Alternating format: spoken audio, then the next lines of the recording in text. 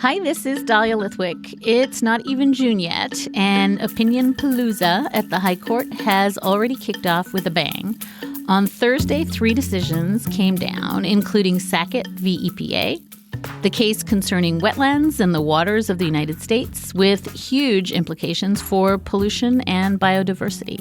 Mark Joseph Stern and I got together to pick over what's left of federal water policy on an extra episode for our Slate Plus members.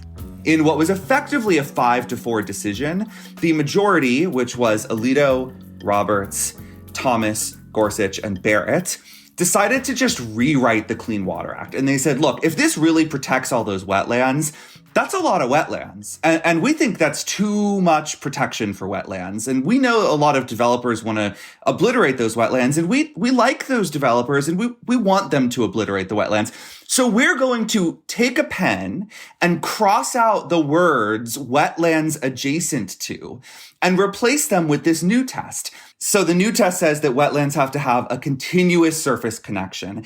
That is pretty rare. I think a majority of wetlands in this country do not have an ongoing connection to a larger body of water because that's not how they work, right? They dry up in some seasons, they flood in other seasons. They're often separated from the larger body of water by something like a berm or a dune. And because of that, there are just a huge number of wetlands that will not be protected under this decision. It's so egregious that even Brett Kavanaugh had to write an opinion saying, I think we should stick to the text. The text says that any wetlands that are adjacent to a larger body of water are protected. Whatever the majority's doing here, this stuff is not what Congress wrote. We should apply the law that Congress actually passed, and we should not just be going in our own direction because we think that developers should have a lot more latitude to obliterate and fill in and build upon these incredibly important ecosystems that are, again, not only critical to like wildlife and biodiversity, but help us keep our navigable waters clean and clear and ready for human use. And pretty heated concurring opinion from Justice Elena Kagan, writing separately from Justice Kavanaugh, pretty much making the point that you just made. I just want to read this. Here she's referencing last year's Clean Air Act.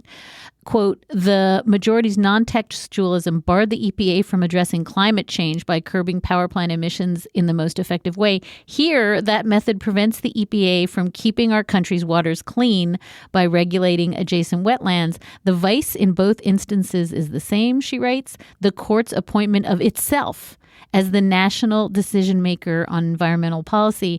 This feels like it's such a familiar theme, which is the court just arrogating unto itself the power to make law as they go along, and in so doing, dismantling the administrative state, which is kind of the cherry on top. You can get access to that conversation and all of our extra Supreme Court coverage this June by signing up for Slate Plus. Go to slate.com/Amicus Plus for details.